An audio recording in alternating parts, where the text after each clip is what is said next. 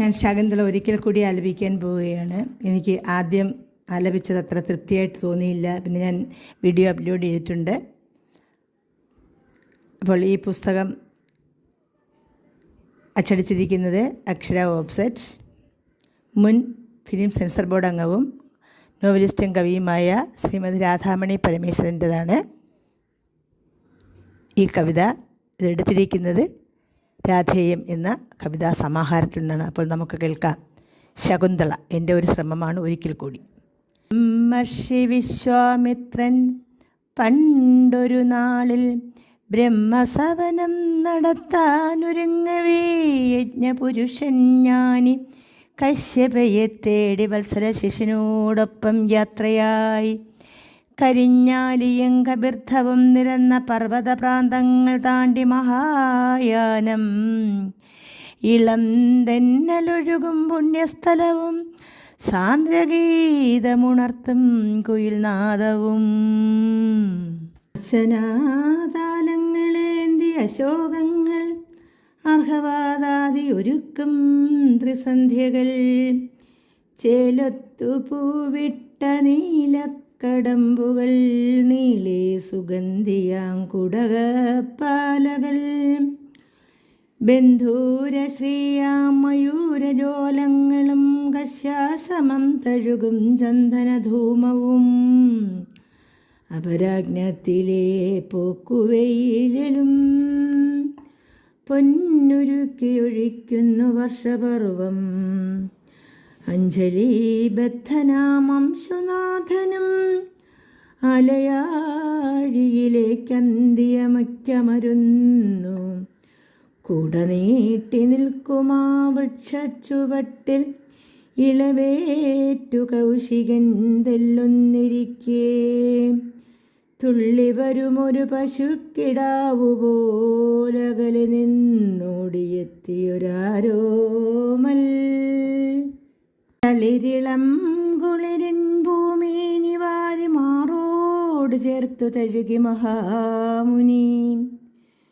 ദൂരെയൊരാശ്രമ കന്യകയാരെയോ തെരഞ്ഞിടുന്നൊരു ദീർഘനേത്രങ്ങളാൽ ലാവണ്യധാമമാണെങ്കിലും വിശ്ലത വേണിയും പാടേ മുഴിഞ്ഞ വസ്ത്രങ്ങളും മിന്നൽ പിണർ പോലെ അന്തരംഗത്തിലോരപ്സരകന്യതൻ നർത്തന ദർശനം.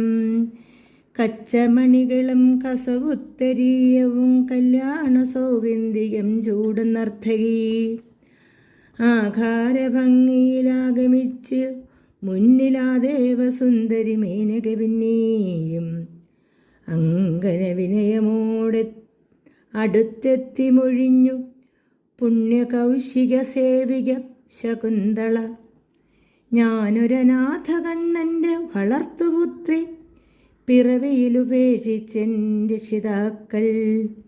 നാട്യമയൂരിയാ മേനകയ്ക്കുണ്ടായ ആ ജന്മദുഃഖിതയാകും ശകുന്തള. പെറ്റുവീണപ്പോഴെ എന്നെ നിഷേധിച്ച കൗശികനാണെൻ്റെ താതൻ മഹാരഥൻ. വശ്യവാക്കോതി വശംവദയാക്കിയോൻ വിശ്വാസവഞ്ചകൻ വിശ്വവിശ്വാമിത്രൻ. സ്വന്തം ശിശുവിൻ്റെ പൈതൃകമേൽക്കുവാൻ നെഞ്ചുറപ്പില്ലാത്ത കള്ളനാമാമുനി. ജന്മം മുഴുവനും പെണ്ണിൻ്റെ കണ്ണീരിനുഗ്രശാപങ്ങളാൽ വെന്തുരുകേണ്ടവൻ.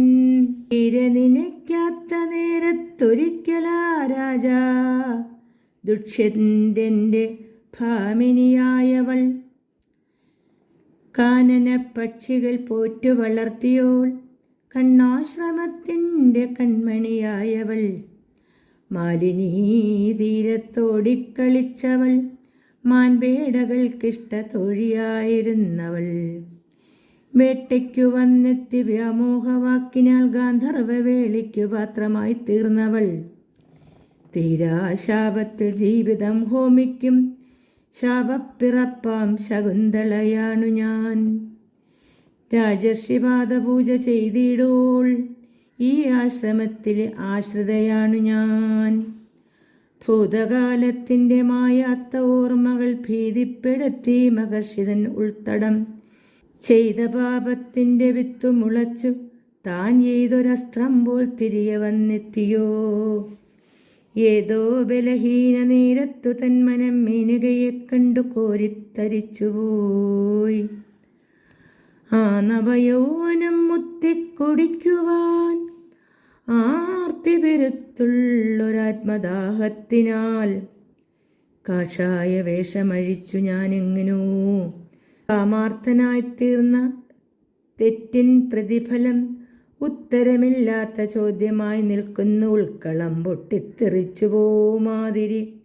എങ്ങനെ സ്വാന്തനിപ്പിക്കണം പുത്രിയെ കണ്ണുനീർ തോരാത്ത നൊമ്പരപ്പൂവിനെ.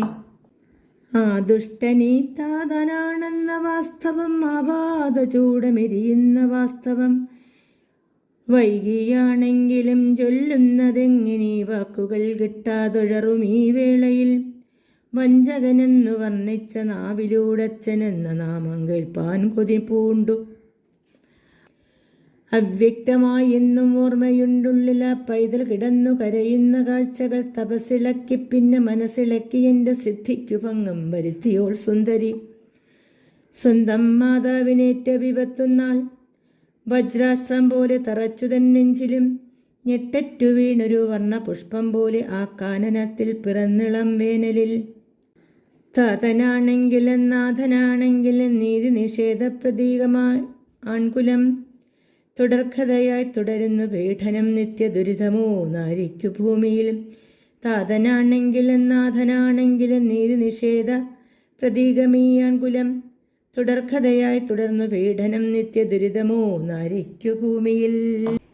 ബ്രഹ്മർഷി വിശ്വാമിത്രൻ പണ്ടൊരു നാളിൽ ബ്രഹ്മസവനം നടത്താനൊരുങ്ങവേ യജ്ഞപുരുഷൻ ജ്ഞാനി കശ്യപയെ തേടി വത്സല ശിശുവിനോടൊപ്പം യാത്രയായി. രാധയുടെ ശകുന്തള ഇവിടെ അവസാനിക്കുന്നു. എല്ലാവർക്കും നന്ദി, നമസ്കാരം.